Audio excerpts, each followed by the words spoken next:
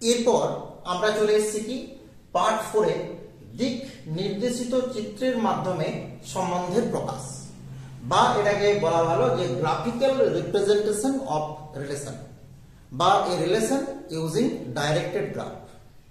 তো দেখো এখানে আমরা ডেফিনেশন এরকম ভাবে কিছু বলা যাবে না, একটা এক্সাম্পল নিলে সব থেকে ভালো বোঝা যাবে।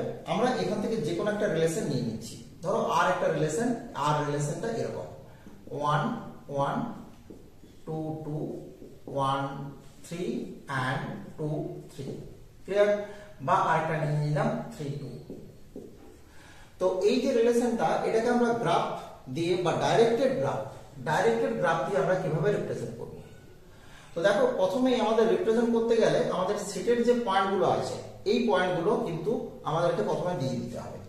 এখানে 1, এখানে 2, এখানে 3, তার মানে যে কোনো সেট থাক না কেন আমাদের যতগুলো পয়েন্ট থাকবে ততগুলো পয়েন্ট প্রথমে আমরা প্লট করে নেব। এবার দেখো 1 1 1 1 মিন্স 1 থেকে 1 এই কিন্তু একটা এরকম ভাবে গ্রাফ এসে ঢুকবে। এটাকে কি বলা হয় না, এটাকে সেলফ লুপ বলা হয়। সেলফ লুপ গ্রাফ থিওরিতে এটাকে বলা হচ্ছে সেলফ লুপ, মানে যেখান থেকে বের হচ্ছে সেখানে এসে মিশে যাচ্ছে। আচ্ছা 2 2 2 2 মিন্স এখানেও তাই সেলফ লুপ হবে একটা, 2 থেকে বেরোলো 2 তে এসে মিশে গেল। এবার 1 3 1 3 মিন্স 1 থেকে বেরোবে 3 তে গিয়ে মিশবে 1 3। তারপরে আছে 2 3 2 3 মিন্স 2 থেকে বেরোলো 3 তে এসে মিশবে।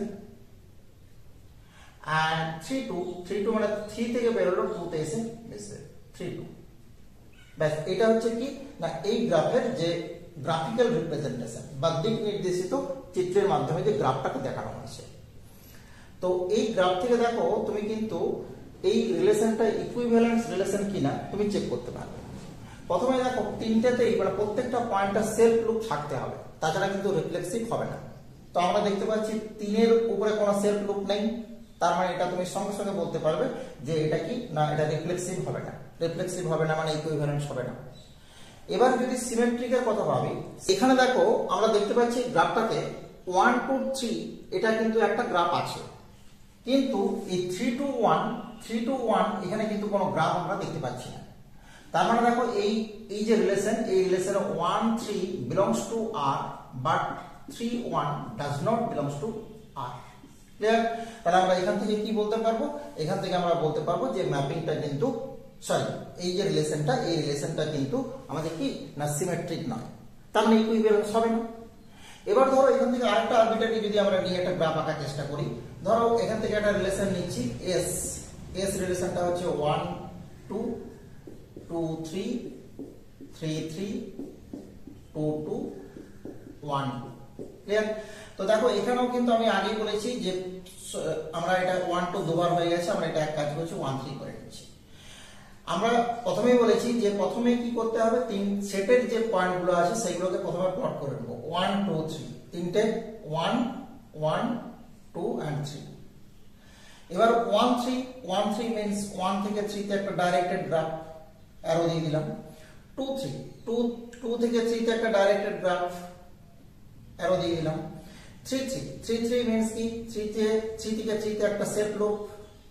আচ্ছা 2 থেকে 2 তে একটা সেলফ লুপ, 2 থেকে 2 তে একটা সেলফ লুপ, আর 1 থেকে 2 তে কিন্তু একটা সেলফ লুপ। তো এখানে লক্ষ্য করো 1 থেকে 2 তে আছে, আর 2 থেকে 3 তে আছে, 2 3 আছে, এই দুটো কিন্তু এস এর ভেতরে আছে। কিন্তু বলো যে 1 থেকে 2 তে আছে, 1 থেকে 3 তে আছে, 1 থেকে 2 তে আছে, 2 থেকে 3 তে আছে, 1 থেকে 3 তেও আছে, 1 থেকে 3 তে আছে। তাহলে এখান থেকে দেখো আমরা এটা কিন্তু ট্রানজিটিভ প্রপার্টিটা পেয়ে গেলাম। ক্লিয়ার? তো এরকম ভাবে এখানে দেখো 1 থেকে 1 এর সেলফ লুপ কিন্তু নেই, সেলফ লুপ আমরা দেখতে পাচ্ছি না। তাহলে সেলফ লুপ নেই মানে আমরা কি বলবো রিফ্লেক্সিভ হবে না, মানে ইকুইভ্যালেন্স হবে না। তাহলে খুব সহজেই আমরা গ্রাফের সাহায্যে কিন্তু বা ডাইরেক্টেড গ্রাফের সাহায্যে রিলেশনকে রিপ্রেজেন্ট করতে পারি। ক্লিয়ার? এরপরে আমরা একটা ভীষণ ইম্পর্টেন্ট টাইপের রিলেশনে আসবো, যে রিলেশনটাকে আমরা এটা কিন্তু প্রায় শেষের দিকে আমরা রয়েছি ক্লাসের, এটা কিন্তু ভীষণ ইম্পর্টেন্ট রিলেশন। এই রিলেশনটা ডিফাইন করা হয় সাধারণত সেট অফ ইন্টিজারের উপরে। সেট অফ ইন্টিজার আমরা দেখেছি যে রিলেশন ডিফাইন করা হয় সবসময় একটা সেটের উপরে। তাহলে সেট অফ ইন্টিজার আমরা জানি সেট অফ ইন্টিজারকে জেড দিয়ে লেখা হয়, Z capital Z, this is set of integer. তো এই সেট অফ ইন্টিজার বা পূর্ণ সংখ্যার সেট, পূর্ণ সংখ্যার সেট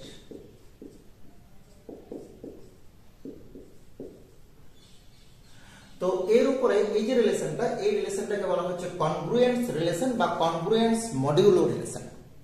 তো কনগ্রুয়েন্স মডিউলো রিলেশন কি? এখানে সিম্বলাইজ করা হয় এভাবে a congruence to b mod m। Clear? এটি হচ্ছে রিলেশনের নোটেশন।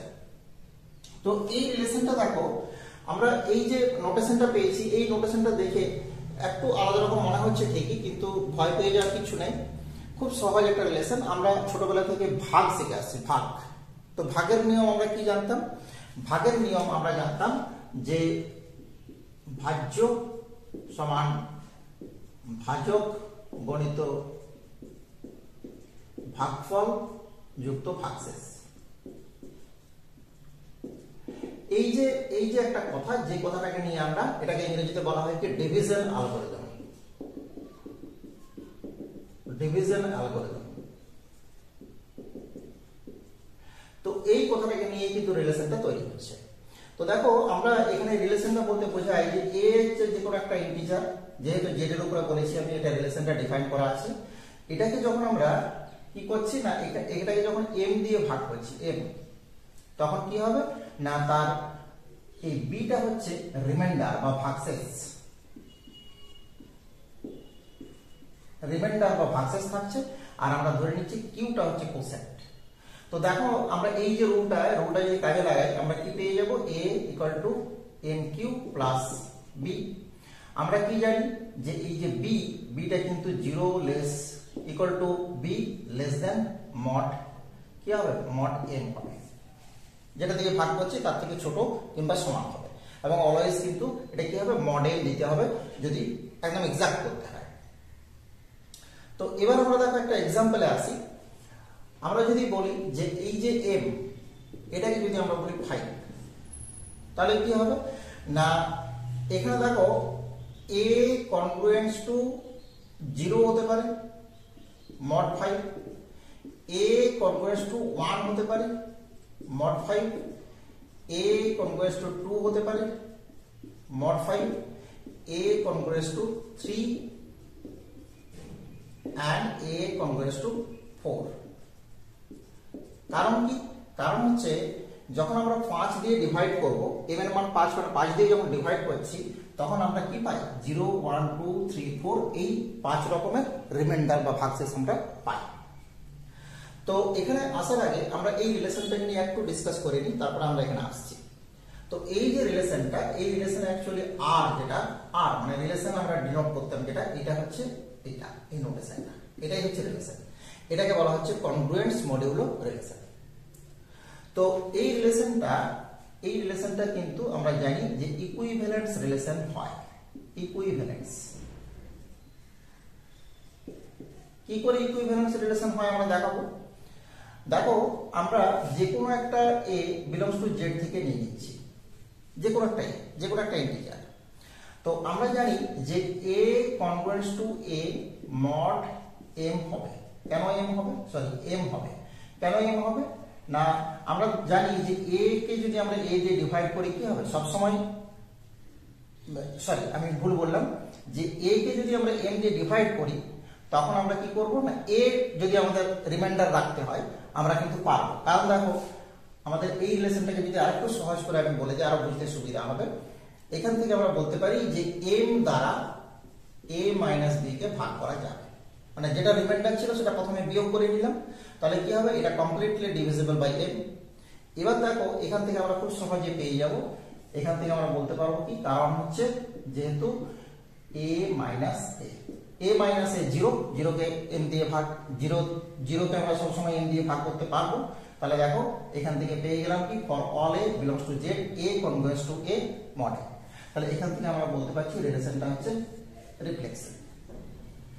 2 নম্বরে বলছি যে আমরা ab ধরে নিই, যদি ab ধরে নিই বিলংস টু আরে আছে, তার মানে এখানে আমাদের কিভাবে লিখতে হবে, লিখতে হবে a congruence to b mod m, এটা হচ্ছে, এটা দেওয়া আছে। আমরা দেখো বলতে পারি যে m যদি ডিভাইড a মাইনাস b হয়, তাহলে কিন্তু এখান থেকে আমরা বলতে পারবো m divide b minus a হবে, তাই তো? যে কোনো একটা নাম্বারকে যখন m দিয়ে ভাগ করা যাবে তার নেগেটিভ, তার সেই নাম্বারটাকে m দিয়ে ভাগ করা যাবে। তাহলে এখান থেকে আমরা কি কনক্লুশন করছি যে b congruence to a mod m। তাহলে এখান থেকে আমরা পেয়ে গেলাম যে রিলেশনটা হচ্ছে সিমেট্রিক। আর 3 নম্বরে আসছি, যদি বলা থাকে যে a congruence to b mod m and b congruence to c mod m, তো এইগুলো থেকে দেখো আমরা বলতে পারি যে m কিন্তু a মাইনাস b কে ভাগ করছে, আবার m কিন্তু b মাইনাস c কে ভাগ করছে। তার মানে এখান থেকে আমরা পেয়ে যাব m কিন্তু a minus b plus b minus c কে ভাগ করছে। তার মানে m কি করছে না a মাইনাস c কে ভাগ করছে। তাহলে এখান থেকে আমরা বলবো a congruence to c mod m। তো এটা পরিষ্কার হচ্ছে কি যে এটা ট্রানজিটিভ, তাহলে দেখো রিফ্লেক্সিভ, সিমেট্রিক, ট্রানজিটিভ। তার মানে আমরা পেয়ে গেলাম কি যে this congruence relation is equivalence. Clear? তাহলে ইকুইভ্যালেন্স রিলেশন পেয়ে গেলাম। তো এবার দেখো এখানে আমরা দেখতে পেলাম যে এই যে ইকুইভ্যালেন্স রিলেশনটা, এই m এর ভ্যালু যদি 5 হয়, আমরা কিন্তু এখান থেকে 5 ধরনের ইকুইভ্যালেন্স রিলেশন পাচ্ছি। ক্লিয়ার? তো এই 5টা ইকুইভ্যালেন্স যে রিলেশন পাচ্ছি, এর বাইরে কিন্তু আর ইকুইভ্যালেন্স রিলেশন আমরা এখান থেকে পাবো না। তাহলে এখান থেকে একটা অন্য ডেফিনেশনে আসি, যে এটাকে বলা হচ্ছে ইকুইভ্যালেন্স ক্লাস,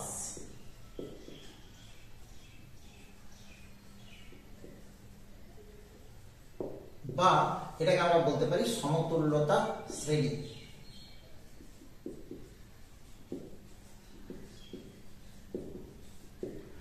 সমতুল্যতা শ্রেণী কি? সমতুল্যতা শ্রেণী হচ্ছে এই শ্রেণীটাকে ডিফাইন করা হবে ক্লাস এ, এরকম হবে, বা এটাকে ডিফাইন করা হবে এ বার, বা এটাকে ডিফাইন করা হবে বা ডিনোট করা হবে ক্লাস এ। এটা ডেফিনেশন হচ্ছে সেই সমস্ত এক্স গুলো থাকবে, যে সমস্ত এক্স গুলো কি হবে না এক্স আর এ, বা আমরা বলতে পারি এক্স এ বিলংস টু আর হবে, সেই সমস্ত এলিমেন্ট গুলো নিয়ে তৈরি হবে ক্লাস এ। এখানে দেখো একটা কথা কিন্তু আমাকে ভালো করে মাথায় রাখতে হবে যে ইকুইভ্যালেন্স ক্লাস যখন তৈরি করব তখন রিলেশনটাকে অবশ্যই ইকুইভ্যালেন্স রিলেশন হতে হবে। তো আমি যে কথাটাকে অ্যাভয়েড করে যাচ্ছিলাম এতক্ষণ, যে এই ডেফিনেশন দেওয়ার পরে এই কথাটা পরিষ্কার হবে। এখানে দেখো এই যে ইকুইভ্যালেন্স রিলেশন, এই ইকুইভ্যালেন্স রিলেশন থেকে আমরা কি পেলাম না 4 ধরনের ইকুইভ্যালেন্স রিলেশন, 5 ধরনের ইকুইভ্যালেন্স রিলেশন তৈরি করতে পারলাম। তো এখানে আমরা এই যে প্রত্যেকটা ইকুইভ্যালেন্স রিলেশন আমরা তৈরি করতে পেরেছি, এইগুলো আসলে কি, আসলে একটা ইকুইভ্যালেন্স ক্লাস। এই যে ইকুইভ্যালেন্স রিলেশন, এটাকে আমরা বলবো কি না, এটাকে বলবো জিরো ক্লাস, ক্লাস জিরো।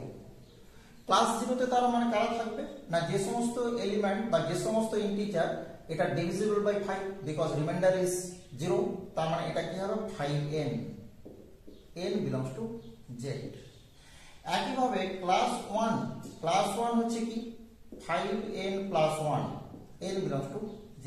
এইভাবে কেন লিখলাম, কারণ যখন আমরা 5 দিয়ে ডিভাইড করছি কি হচ্ছে না রিমাইন্ডার থাকছে 1। একবারে similarly class 2 5n plus 2, n belongs to z. Class 3 5n plus 3 such that n belongs to z, and class 4 5n plus 4 such that n belongs to z. Clear? তো এই প্রত্যেকটাই হচ্ছে একটা করে ইকুইভ্যালেন্স ক্লাস বা সমতুল্যতা শ্রেণী। তার মানে এই রিলেশনে m এর ভ্যালু যত বড় নেব তত কি হবে, তত কিন্তু ইকুইভ্যালেন্স ক্লাসটা বেড়ে যাবে, আর যত ছোট নেব ইকুইভ্যালেন্স ক্লাসটা কমে যাবে। আমরা যদি এটা 3 নিতাম তাহলে কি হতো 0 1 2 তিনটে ক্লাস আসতো, এখানে 5 নিয়েছি মানে 0 1 2 3 4 পর্যন্ত আমরা ইকুইভ্যালেন্স ক্লাস পেয়েছি। এবার দেখো এই ইকুইভ্যালেন্স ক্লাস এটার কিন্তু একটা স্পেশাল সিগনিফিকেন্স আছে কি না, আমরা একটা অন্য এক্সাম্পল দিয়ে প্রথমে আসি, তারপরে এখানে কথাটা আসছি।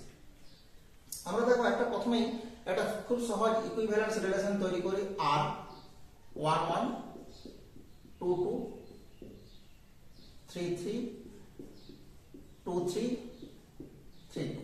আমরা সেটটা লিখেই দিলাম এখানে। সেট হচ্ছে 1 2 3, এই সেটটাকে নিয়েই আমরা শুরু করেছিলাম ক্লাসটা।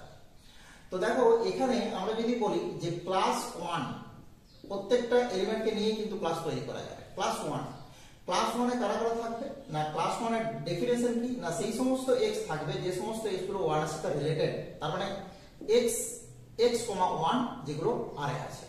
তো x, 1 মানে দেখো প্রথমে 1, 1 আছে মানে 1 থাকবে।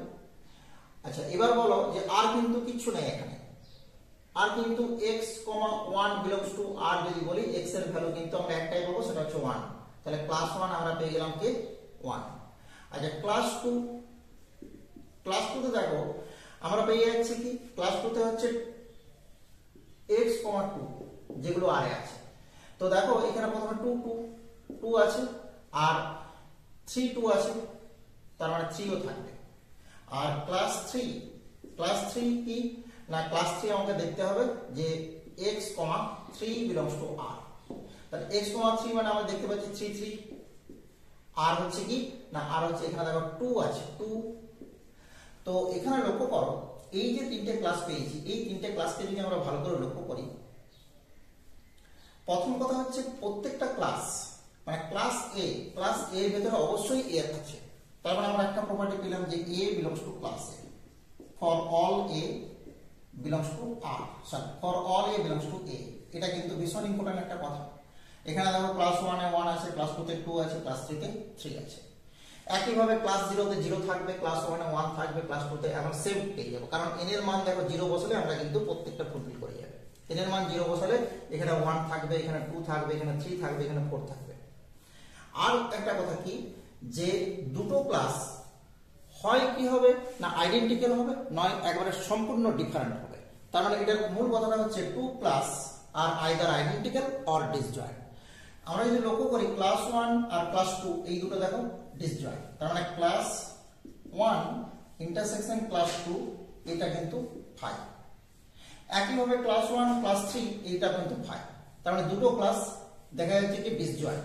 কিন্তু সিমিলারলি যদি ক্লাস 2 ক্লাস 3 দেখি, ক্লাস 2 ক্লাস 3 কিন্তু দেখা যাচ্ছে দুটোই সেম, 2 3 3 2, তার মানে দুটো সেট কিন্তু সেম সেট। ক্লিয়ার? তার মানে ক্লাস 2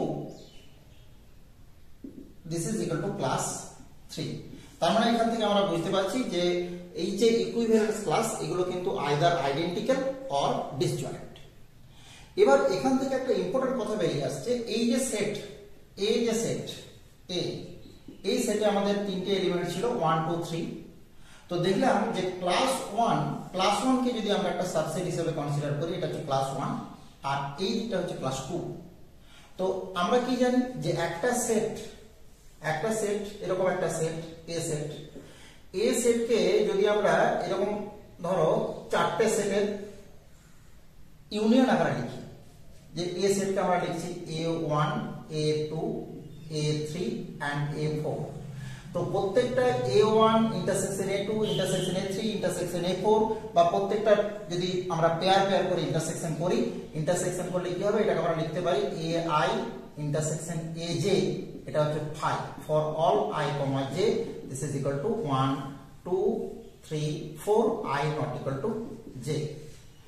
আর যদি আমরা সেকেন্ড আরেকটা প্রপার্টি পাই, সেকেন্ড প্রপার্টি কেমন, সেকেন্ড প্রপার্টি হচ্ছে যদি এরকম হয় যে ইউনিয়ন বা A1 union A2 union A3 union A4, এটা যদি আমরা A ফিরে পাই, এখানে যেমন পেয়ে যাচ্ছি, তো তখন আমরা বলবো কি যে এই A1 A2 A3 A4 এরা কি করছে না A সেটের উপর একটা পার্টিশন তৈরি করছে, বা A সেটের ভেতরে একটা পার্টিশন তৈরি করছে। তার মানে দেখো এই কথাটা কিন্তু আমরা এখানেও পেয়ে যাচ্ছি।